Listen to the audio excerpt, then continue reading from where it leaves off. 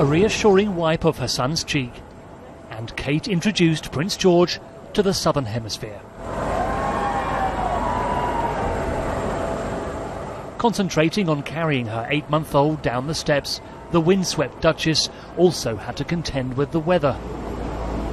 Prince George, by comparison, appeared unfazed, seemingly eager to meet his first foreign Prime Minister, as this historic royal tour finally got underway.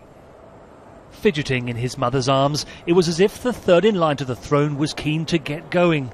A reassuring tap from Dad, Prince William, and then, facing forward, Prince George's first overseas royal wave to those of this faraway British realm. Following close behind the family of three, an entourage of many. Private secretaries, police protection officers, and of course Prince George's new nanny, Maria Borrello. Welcome to Australia, happy flight. But it was the Australian media hours before who'd spoilt the carefully choreographed start to this tour, cameras capturing the royal family in the Sydney airport transit area before boarding the Royal New Zealand Air Force flight to Wellington.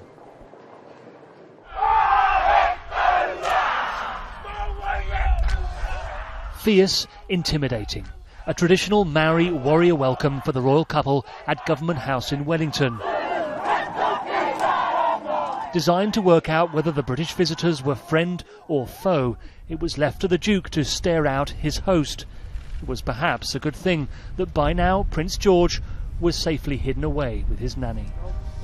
William and Kate will operate a hub-based tour, which means they'll travel in and out of cities in Australia and New Zealand to minimise the impact on their son. Nights away from him kept to a minimum, but they also know they have to manage his introduction to two countries where one day he will be king.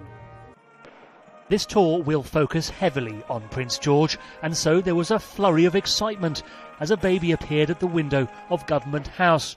But George it was not, instead maybe a playmate for the toddler for the duration of his stay. William, Kate and George will disappear from view for the next 24 hours as they catch up on a little sleep and prepare for the young prince's first public engagement here on Wednesday. Paul Harrison, Sky News, New Zealand.